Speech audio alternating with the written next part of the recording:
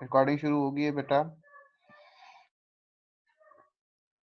जिनके पास SPSS नहीं है, मैं अपलोड करके लिंक शेयर कर दूंगा, वहां से जाके आप लिंक डाउनलोड कर लेंगे। ठीक है, ठीक है सर। एंड नोट मिल गया था सबको?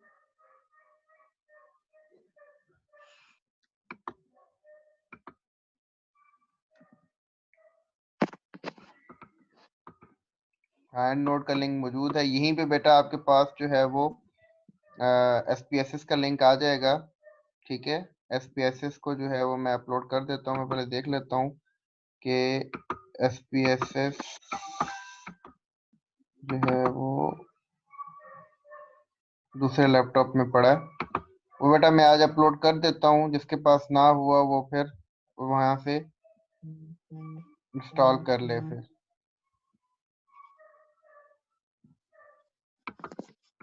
ठीक है बेटा, SPSS की फाइल्स खुल गई हैं सबके पास?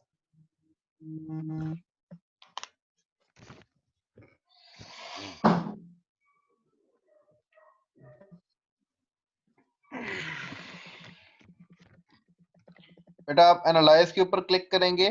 फर्स्ट ऑफ ऑल यू, अगर फॉर एग्जांपल आपको कहता है कि ये एज है, ठीक है, तो कोई कहता है कि इसका मीन एज कितना है।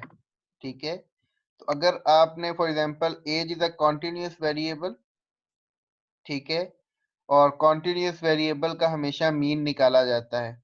ठीक है, और ये क्वांटिटेटिव डेटा है।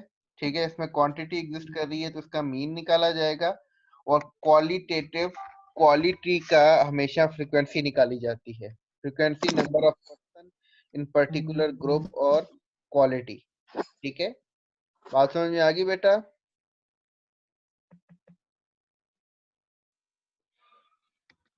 तो हम जो है वो फॉर एग्जांपल एज का मीन निकालना चाहते हैं। दो तरीके हैं। एक तरीका तो ये है कि आप राइट क्लिक करके यहाँ पे डिस्क्रिप्टिव स्टैटिस्टिक्स के ऊपर क्लिक कर लें।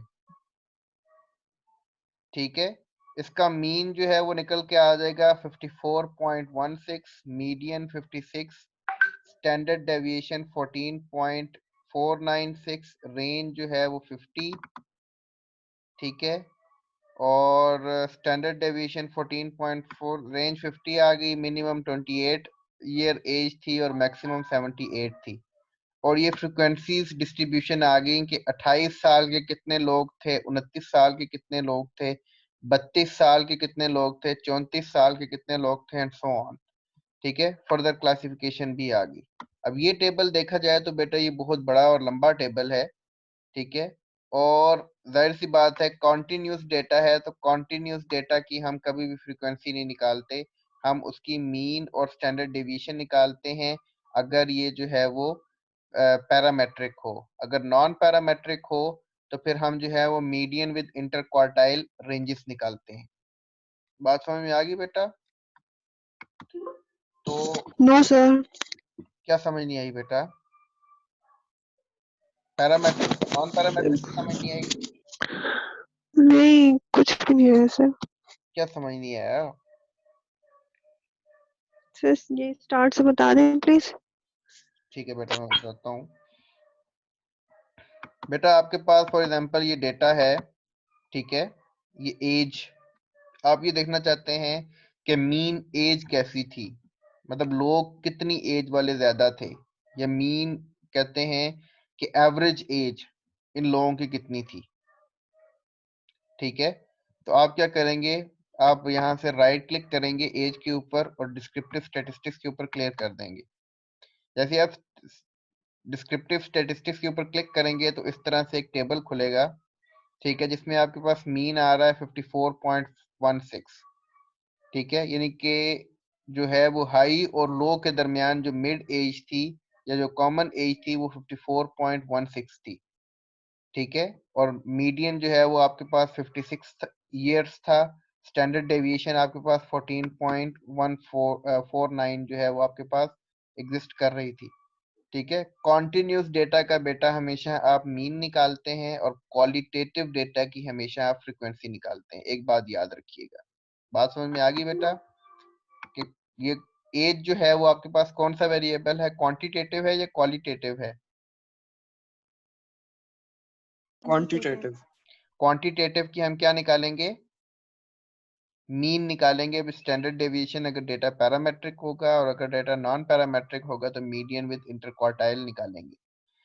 ठीक है, तो एक तो ये तरीका हो गया कि वेरिएबल के ऊपर क्लिक किया, क्लिक करने के ऊपर राइट क्लिक किया, राइट क्लिक करके आपने जो है वो डिस्क्रिप्टिव स्टैटिस्टिक्स के ऊपर क्लिक कर दिया तो आपके पास जो है वो सारी डिटेल आ गई। दूसरा तरीका ये है कि आप एनालाइज के ऊपर क्लिक करें, उसके बाद डिस्क्रिप्टिव स्टैटिस्टिक्स की तरफ जाएं और डिस्क्रिप्टिव स्टैटिस्टिक्स के ऊपर क्लिक करने के बाद आप दोबारा डिस्क्रिप्टिव्स के ऊपर क्लिक करें। डिस्क्रिप्टिव्स के ऊपर क्लिक करने के बाद आपके पास जो है वो इस तरह का एक जो है वो विंडो खुलेगी। उस विंडो में आप क्या करें कि एजेस ऑफ पेशेंट को ड्रैग करके आप यहाँ पे शिफ्ट करें। एज ऑफ पेशेंट्स आ गई और उसके बाद आप ऑप्शंस के अंदर जाएं। ऑप्शन के अंदर देखें यहाँ पे लिखा हुआ है कि मीन निकाल के दो, मीन के साथ आपने कहा हुआ है कि स्टैंडर्ड डेविएशन भी निकाल के दो। ठीक है, मिनिमम मैक्सिमम भी निकाल के दो। आपने रेंज को भी टिक किया, कॉन्टिन्यूस के ऊपर क्लिक किया और ओके के ऊपर क्लिक किया। तो अब आपके पास ये देखें इसने जो है वो डिस्क्रिप्टिव स्टैटिस्टिक्स निकाल के दे दिया, जिसमें इसने एजेस ऑफ पेशेंट्स, ठीक है, 50 लोग थे। एन का मतलब है पॉपुलेशन साइज। ठीक है, 50 लोग थे। 50 लोगों में जो है वो रेंज जो है वो आपके पास 50 थी। ठीक है, उसमें जो है वो मतलब रेंज 50 का मतलब ये है कि 50 मतलब जो है वो डिफरेंस था मिनिमम और मैक्सिमम में, यानी कि 28 टू 78 50 इयर्स का गैप था। इस 50 इयर्स में जो मीन एवरेज लोग थे वो 54.16 ईयर के थे और उनकी जो स्टैंडर्ड डेविएशन थी, मतलब वो कितना डेविएटेड थे सेंटर से, ये 54.16 कितना डेविएटेड था, दैट वाज 14.49। ठीक है, ये 14.49 मतलब 14.49 प्लस 54 एंड 14.49 माइनस 54। तो ये आपके पास मैक्सिमम लोग ज्यादातर जो हैं वो इतनी रेंज के अंदर थे, यानी कि 40 से लेकर जो है वो 68 तक, 40 टू 68 के दरमियान ज्यादातर लोग आपके पास जो है वो एग्जिस्ट कर रहे थे इस रिजल्ट के मुताबिक। ठीक हो गया। फिर जो है वो और तीसरा तरीका बेटा निकालने का ये है कि आप एनालाइज के ऊपर क्लिक करते हैं, डिस्क्रिप्टिव स्टैटिस्टिक्स के ऊपर क्लिक करते हैं, फ्रीक्वेंसीज के ऊपर क्लिक करते हैं। अब जो है वो आप एज इन पेशेंट्स को ड्रैग करने के बाद स्टैटिस्टिक्स के ऊपर क्लिक करेंगे, mean with median with mod with quartiles. ठीक है, अब आपने जो है उसे कहा कि मीन भी निकाल के दो, मीडियन भी निकाल के दो, मॉड भी निकाल के दो और इंटर क्वार्टाइल रेंजेस भी निकाल के दो, minimum maximum range standard deviation. ठीक है, स्क्यूनेस, स्क्यूनेस कहते हैं कि डेटा कितना फैला हुआ था। ठीक है, और उसके बाद आप कॉन्टिन्यूस के ऊपर क्लिक करके ओके के ऊपर क्लिक करेंगे तो अब उसने जो है वो एक रिजल्ट जनरेट करके दे दिया है। ठीक है बेटा, अब आप फॉर एग्जांपल बेटा ये चेक कर रहे हैं कि डेटा ज्यादा फैला हुआ तो नहीं था। ठीक है, मीन जो है वो आपके पास 54.16 आया। ठीक है, मीडियन आपके पास 56 आया, मॉड आपके पास जो है वो 65 आया। 65 का मतलब ये बेटा कि 65 मॉड ये होता है मोस्ट रिपीटेटिव एज, ज्यादा लोग आपके पास 65 ईयर्स के थे। ठीक है, उसके लिए फिर हम क्या करेंगे, हम नीचे जाएंगे। 65 65 4 दफा आया था, तो 4 दफा को इतनी ज्यादा दफा तो नहीं है, लेकिन ज्यादातर लोग जो हैं वो 65 ईयर्स के थे जो एक ही एज के साथ थे। ठीक है, और वरना जो है वो एज जो है वो डिस्ट्रीब्यूटेड थी। ठीक हो गया। इसमें जो है वो आपके पास स्क्यूनेस जो है वो -0.27 आई, मतलब डेटा बहुत ज्यादा फैला हुआ था। ये माइनस में आ रहा है तो उसका मतलब है कि डेटा बहुत ज्यादा फैला हुआ था। ठीक है, उसके साथ आपने रेंज देखी तो रेंज 50 की थी, यानी कि 28 टू 78 50 रेंजेस बनती हैं। ठीक है, और अब आपने जो है वो मीडियन के साथ हमेशा बेटा आप इंटर क्वार्टाइल रेंजेस लेते हैं, IQR। IQR ये होता है कि Q1 माइनस Q3, 25 जो है इसको Q1 कहते हैं और 75 को जो है वो Q3 कहते हैं। ठीक है, तो Q3 माइनस Q1, ठीक है, तो 65 माइनस 42, ये आपके पास जो है वो इंटर क्वार्टाइल रेंजेस आ जाएगी, ठीक है। और ये आपके पास जो है वो मीन आ गया 54। मीन के साथ हमेशा स्टैंडर्ड डेविएशन लिखते हैं, मीडियन के साथ हमेशा आप जो है वो इंटर क्वार्टाइल रेंजेस लिखते हैं। इंटर क्वार्टाइल रेंजेस जो हैं वो बेसिकली यही होती हैं, ये आपके पास बेटा Q1, ठीक है, ये आ गया आपके पास Q2, ठीक है, ये Q2 आ गया, ये आपके पास Q1 आ गया, ठीक है। मीडियन के साथ बेटा हमेशा आप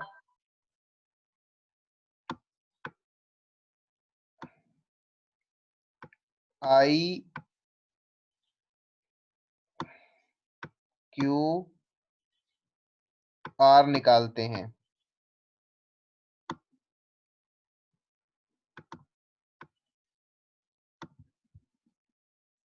ठीक है।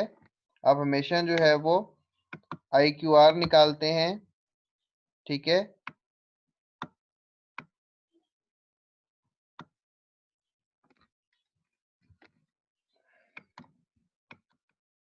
बात समझ में आ गई बेटा। और मीन के साथ आप स्टैंडर्ड डेविएशन निकालते हैं, मीन के साथ आप हमेशा जो है वो बेटा स्टैंडर्ड डेविएशन निकालते हैं, और मीडियन के साथ आप जो है वो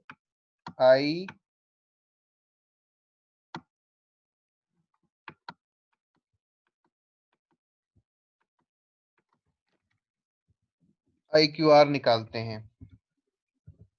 नजर आ रहा है बेटा, ठीक है। IQR ये होता है 75th value minus 25th value, ठीक है। 75th वैल्यू आपके पास जो है वो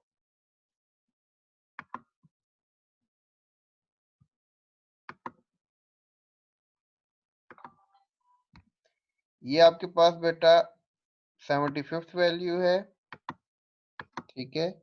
और तो ये आपके पास Q2 माइनस Q1 फॉर्मूला है IQR का। जी बेटा, IQR का फॉर्मूला आपने क्या बताया था, Q1 माइनस Q3 या Q2 minus Q1? Q3 minus Q1, ठीक है। ओके जिधर आपके पास बेटा ये जो ये 75th जो है ना, ये आपके पास Q3 है, ठीक हो गया बेटा। और 25th आपके पास जो है वो क्या है, Q1 है, ठीक है। अब आप इसमें से 65 में से 42 को माइनस करेंगे तो ये आपके पास आ जाएगा 23।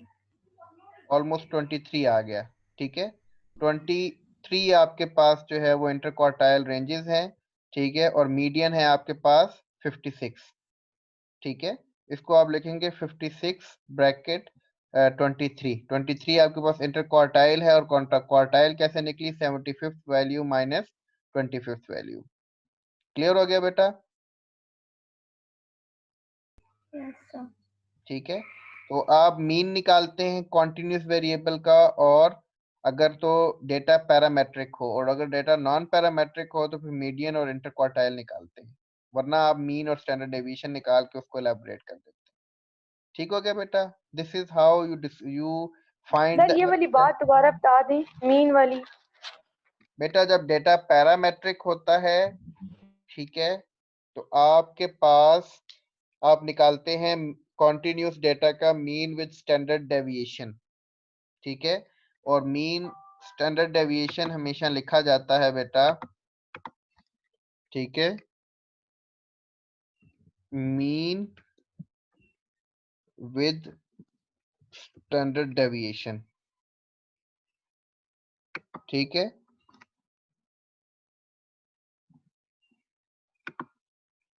एक मिनट बेटा, मैं जरा मीन का साइन ढूंढ लूं। स्टैंडर्ड डेविएशन का साइन मैं जरा एक दफा आपको बता दूं।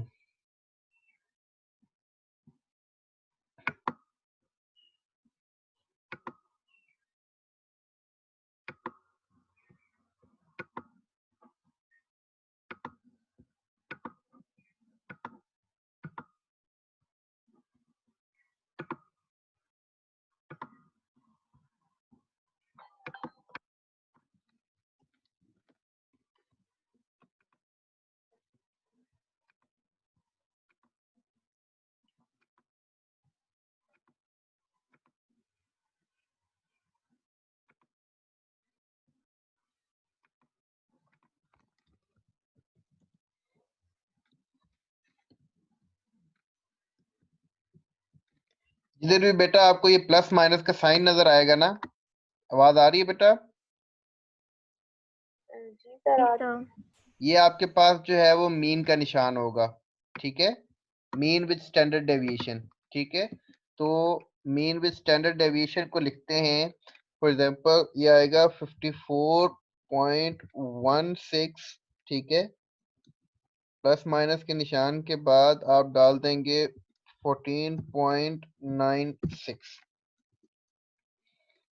ठीक हो गया बेटा? मतलब ये प्लस के निशान के बाद जो चीज होगी वो आपके पास स्टैंडर्ड डेविएशन होगा, और प्लस के निशान से पहले जो चीज होगी वो आपके पास मीन होगा।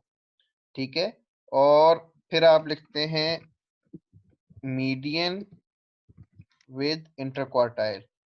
ठीक है, तो मीन को जो है वो बेटा एक्स से रिप्रेजेंट किया जाता है। ठीक है, एक्स प्लस माइनस हो तो इसको कहते हैं कि ये आपके पास मीन है। ठीक है, मीन विद स्टैंडर्ड डेविएशन। ठीक है, और मीडियन अगर हो तो मीडियन के साथ फिर आप इन ब्रैकेट में लिखते हैं IQR, इंटरक्वार्टाइल रेंजेस। ठीक है, तो बेसिकली बेटा आप क्या करते हैं, डेटा को तीन हिस्सों में, चार हिस्से होते हैं। ठीक है, 25%, 50%, 75% एंड 100%।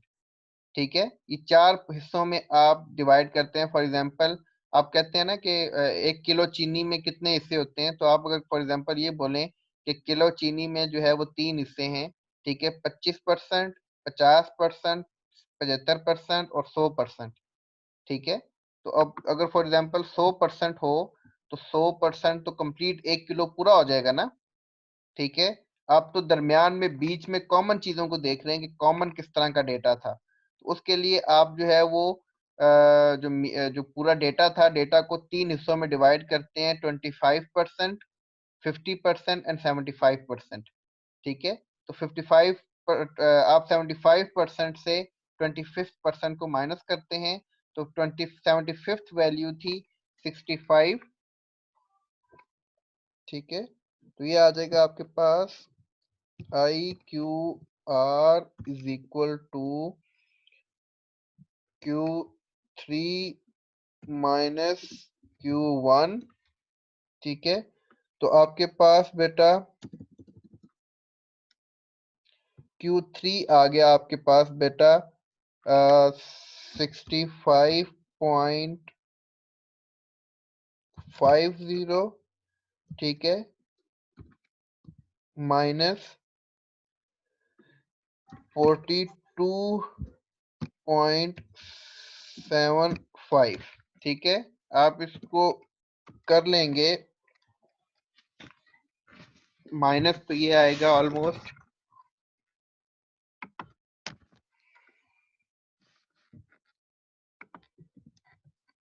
22.75 कितना बेटा?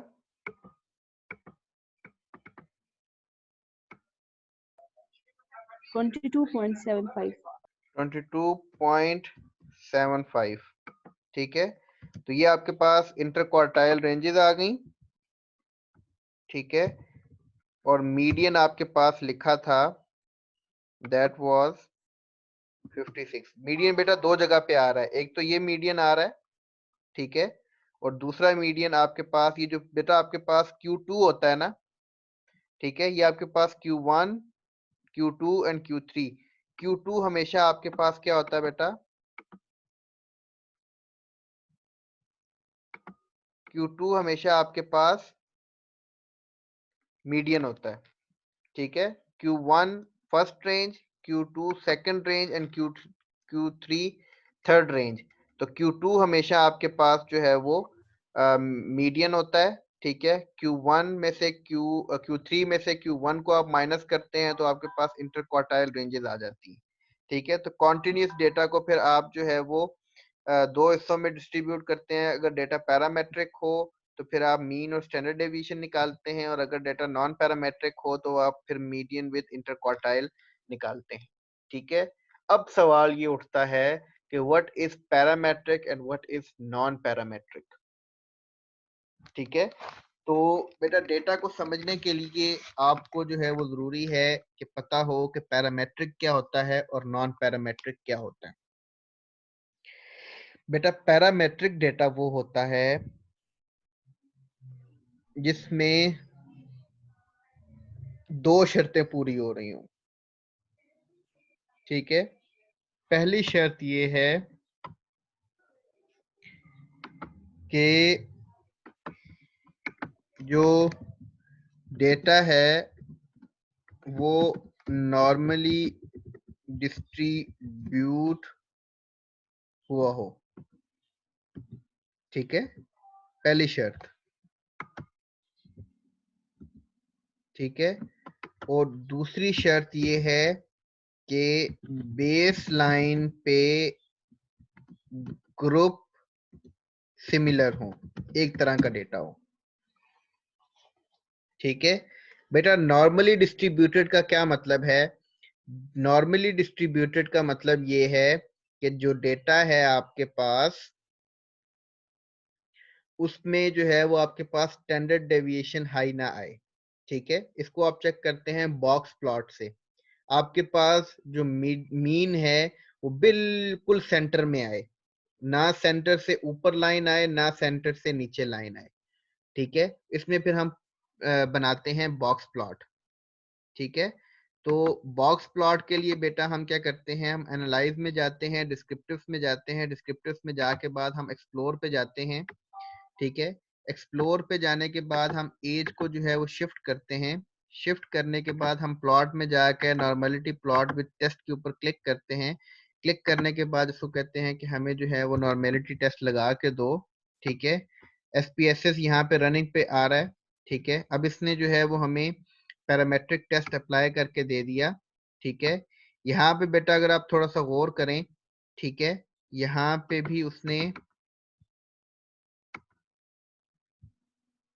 ये चीजें लिख ली है बेटा, data normally distributed and base line पे ग्रुप सिमिलर हो। ये मिटा दूं, जी सर। ठीक है। अब बेटा ये आपके पास जो मीन है, ये मीन आ रहा है, ठीक है। लोअर बाउंड्री अपर बाउंड्री 95% कॉन्फिडेंस सर ये इंटरवल। दोबारा बताएं, क्या चीज बेटा? ये एनालाइज में जाके उसके बाद क्या करना है? एनालाइज में जाना है, एनालाइज के बाद डिस्क्रिप्टिव स्टैटिस्टिक्स में जाना है, डिस्क्रिप्टिव स्टैटिस्टिक्स के बाद आपने एक्सप्लोर पे क्लिक करना है, ठीक है। एक्सप्लोर के बाद बेटा आपके पास इस तरह का बॉक्स खुलेगा, ठीक है। जिस वेरिएबल को आपने चेक करना है कि वो पैरामेट्रिक है कि नॉन पैरामेट्रिक है, उसको आपने ड्रैग करके डिपेंडेंट लिस्ट में ले आना है। इन केस के आपके पास ग्रुप मौजूद हैं, आप ग्रुप का एनालिसिस करना चाहते हैं तो वो भी आप कर सकते हैं। फॉर एग्जांपल मैं जेंडर में देखना चाहूँ कि इक्वली डिस्ट्रीब्यूटेड एज है कि नहीं है, ठीक है। उसको मैं फैक्टर लिस्ट में जो है वो शिफ्ट करके प्लॉट में जाके वो बोलूंगा कि मुझे नॉर्मेलिटी टेस्ट भी लगा के दो, ठीक है। स्टैटिस्टिक्स में जो है वो डिस्क्रिप्टिव स्टैटिस्टिक्स में 95% कॉन्फिडेंस इंटरवल के साथ जो है वो हम इसको चेक कर रहे हैं। मैं ओके पे क्लिक करूंगा तो एक जो है वो टेस्ट जो है वो टेबल जनरेट होगा, ठीक है। अब उसमें बेटा ये तो ओवरऑल पेशेंट्स थे, ठीक है, ये ओवरऑल पेशेंट्स थे, तमाम पेशेंट्स का डेटा है। मतलब ये पहले जो मैंने टेस्ट लगाया था वो एज को स्प्लिट नहीं, वो जेंडर को स्प्लिट नहीं किया था फाइल को, यानी कि जेंडर के अकॉर्डिंगली मैंने दोनों जेंडर्स में कंपैरिजन नहीं किया था, ठीक है। तो नॉर्मेलिटी टेस्ट में हम देखते हैं एक तो कोलमोगोरोव-स्मिर्नोव टेस्ट है और एक शपीरो-विल्क टेस्ट है। इससे हम जो है ये दो टेस्ट अप्लाई करते हैं देखने के लिए कि हमारे पास डेटा पैरामेट्रिक है या नॉन पैरामेट्रिक है। बात समझ में आ गई बेटा? तो अगर डेटा जो है वो अगर इसकी सिग्निफिकेंट वैल्यू जो है वो पी वैल्यू इसकी अगर सिग्निफिकेंट हो, सिग्निफिकेंट वैल्यू इज 0.05 और लेस देन 0.05, ठीक है, लेस देन 0.05, ठीक है, 0.05 अगर हो तो हम इसको सिग्निफिकेंट डिक्लेयर करते हैं। कोलमोगोरोव के मुताबिक बेटा ये नॉन सिग्निफिकेंट है, ठीक है, मतलब कि डिफरेंस नहीं है। यहाँ पे नॉर्मेलिटी टेस्ट में हमें सिग्निफिकेंट वैल्यू नहीं चाहिए होती है। अगर सिग्निफिकेंट वैल्यू आए तो इसका मतलब है कि यहाँ पे जो है वो डेटा जो है वो सिग्निफिकेंट आए तो इसका मतलब है कि डेटा पैरामेट्रिक है, नॉन पैरामेट्रिक है। अगर तो यहाँ पे डिफरेंस ना आए तो इसका मतलब है कि डेटा इज पैरामेट्रिक, ठीक है। अगर पी वैल्यू कोलमोगोरोव-स्मिर्नोव की या शपीरो-विल्क की सिग्निफिकेंट आ जाए तो डेटा नॉन पैरामेट्रिक है। अगर यहाँ पे जो है वो सिग्निफिकेंट वैल्यू ना आए, नॉन सिग्निफिकेंट वैल्यू आए, तो वो फिर डेटा नॉन पैरामेट्रिक होता है, ठीक है। पैरामेट्रिक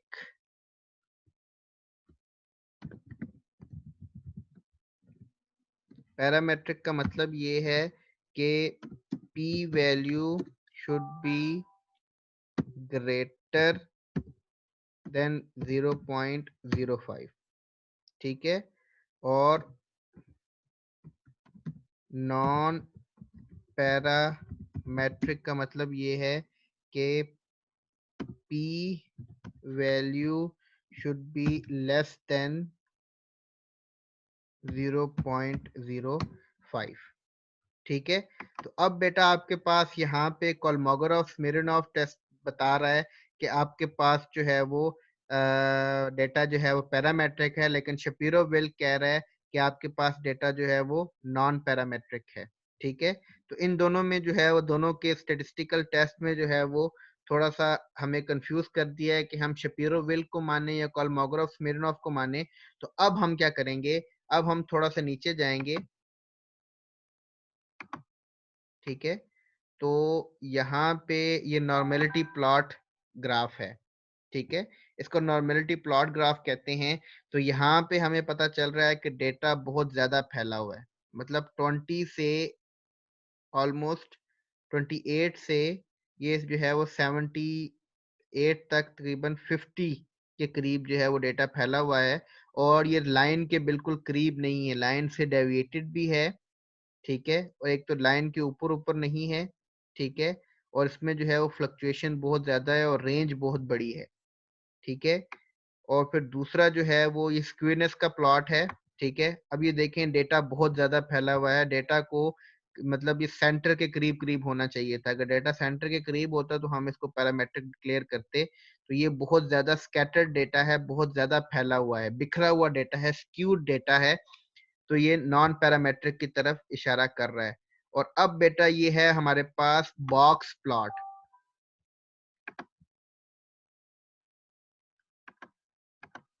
इसको बेटा हम कहते हैं बॉक्स प्लॉट।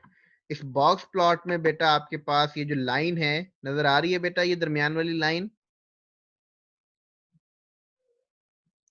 ये जो दरमियान वाली लाइन है ये आपके पास बिल्कुल सेंटर में होनी चाहिए। ये लाइन सेंटर में है बख्तावर? नहीं सर, सेंटर में नहीं है। ये लाइन सेंटर में नहीं है तो